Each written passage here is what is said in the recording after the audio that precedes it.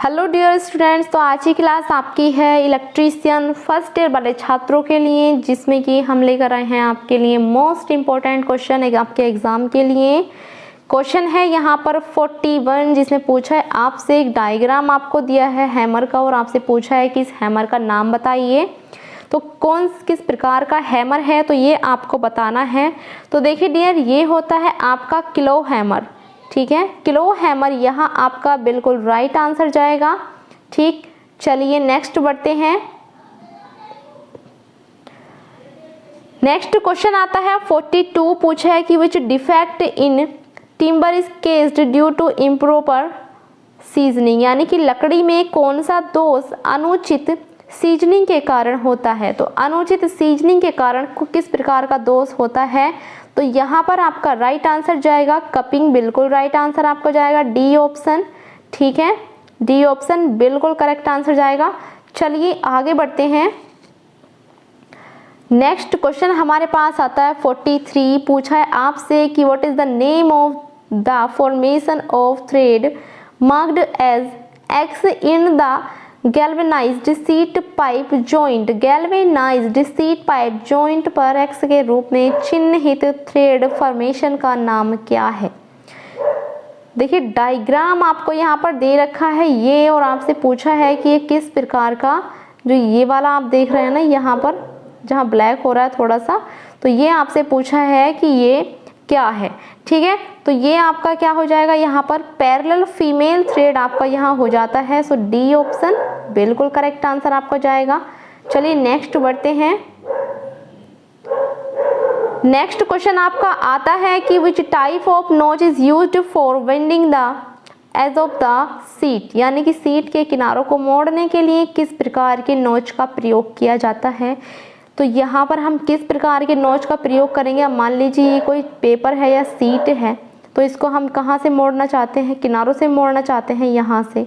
ठीक है, तो इन किनारों को मोड़ना यदि हम चाहेंगे तो यहाँ पर किस प्रकार के नोच का प्रयोग करेंगे, तो यहाँ पर क्या जाएगा हमारा स्ट्रेंथ नोच जाएगा।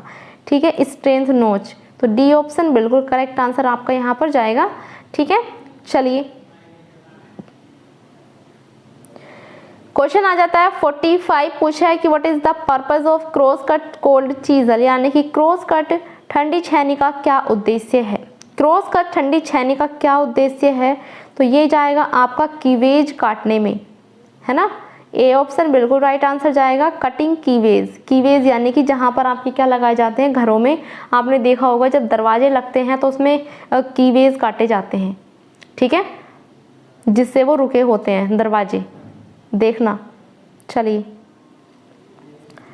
नेक्स्ट क्वेश्चन आता है 46, जिसमें ये पूछा है आपसे कि which type of curve cutting handsaw is used for internal cutting in wood, यानी कि लकड़ी की आंतरिक कटिंग के लिए किस प्रकार की वक्र कटिंग दस्तारी प्रयोग की जाती है। किस प्रकार की वक्र कटिंग दस्तारी प्रयोग की जाती है, तो ये आपसे पूछा है। तो इसका हम यहाँ पर कौन सी आरी का प्रयोग करेंगे, की होल सागा हम यहाँ पर यूज करेंगे।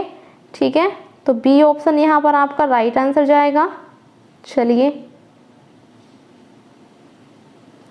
नेक्स्ट क्वेश्चन हमारे पास आता है 47, जिसमें आपसे पूछा है कि what is the name of the stick used for seat metal work.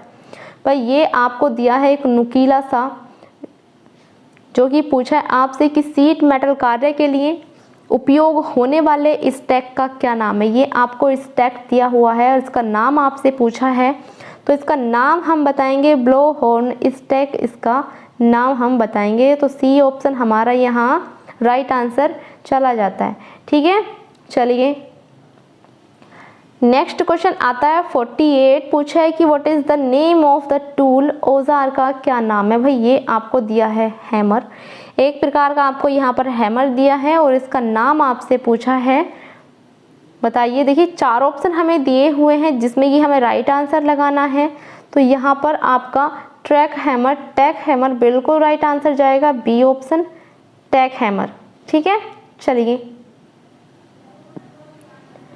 Next question आता है 49, पूछा है कि which case no defects in timbers यानी कि लकड़ी में गांठ दोष का क्या कारण है। लकड़ी में गांठ दोष का क्या कारण है, तो शाखाओं में वृद्धि यहाँ पर गांठ दोष का कारण हो जाता है। अब देखिए यहाँ मान लीजिए ये एक शाखा है, यहाँ से दूसरी शाखा निकलेगी, यहाँ से दूसरी शाखा निकलेगी तो यहाँ क्या हो जाएगा, एक गांठ सी बन जाएगी। फिर इसमें से यहाँ निकलेगी तो यहाँ एक गांठ सी बन जाएगी, है ना। तो इस प्रकार से यहाँ पर हमारा राइट आंसर चला जाता है। चलिए क्वेश्चन आता है 50 नंबर, जिसमें आपसे पूछा है कि चेन ड्रिलिंग के बाद धातुओं को अलग करने के लिए किस प्रकार की छेनी का उपयोग किया जाता है। चेन ड्रिलिंग के बाद धातुओं को अलग करने के लिए किस प्रकार की चीजल का प्रयोग किया जाता है, तो ये होती है आपकी वेब चीजल। वेब चीजल ये आपकी होती है, बी ऑप्शन राइट आंसर जाएगा। चलिए क्वेश्चन आता है 51, पूछा है कि which type of stack is used for riveting और सीजनिंग। सीमिंग है, सीमिंग टेपर्ड कोन शेप्ड आर्टिकल्स यानी कि टेपर्ड शंकु के आकार की। शंकु किस प्रकार का होता है, इस प्रकार का आपका शंकु होता है। किस प्रकार आकार की वस्तुओं को रिवेट करने या सीवन करने के लिए किस प्रकार के स्टैक का उपयोग किया जाता है, तो यहाँ पर आपका राइट आंसर जाएगा ब्लो हॉर्न स्टैक का। जैसे कि अभी हमारे पास आया था ना ब्लो हॉर्न, जिसकी चोंच निकली हुई थी इस प्रकार से, है ना। चलिए नेक्स्ट क्वेश्चन आता है 52, जिसमें आपसे पूछा है कि 90 डिग्री मोड़ मोड़ने हेतु किस प्रकार के नोच का प्रयोग किया जाता है। 90 डिग्री क्या होता है आपका, ये 90 डिग्री आपका मोड़ है या फिर हम इसको एंगल बोलेंगे। तो इसमें किस प्रकार के नोच का प्रयोग किया जाएगा, तो वी नोच का प्रयोग किया जाएगा। ए ऑप्शन बिल्कुल करेक्ट आंसर आपको जाएगा यहाँ पर, ठीक है। चलिए नेक्स्ट क्वेश्चन है 53, जिसमें पूछा है कि लकड़ी में कौन सा दोष उसकी शक्ति को कम करने के कारण होता है। भाई लकड़ी में कौन सा फॉल्ट है कि लकड़ी की शक्ति को कम करने के कारण होता है, ठीक है।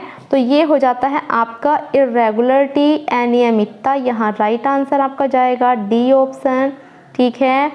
चलिए क्लास को शेयर करें अपने फ्रेंड्स में, और क्लास आपको अच्छी लगे तो डियर लाइक जरूर करें, है ना।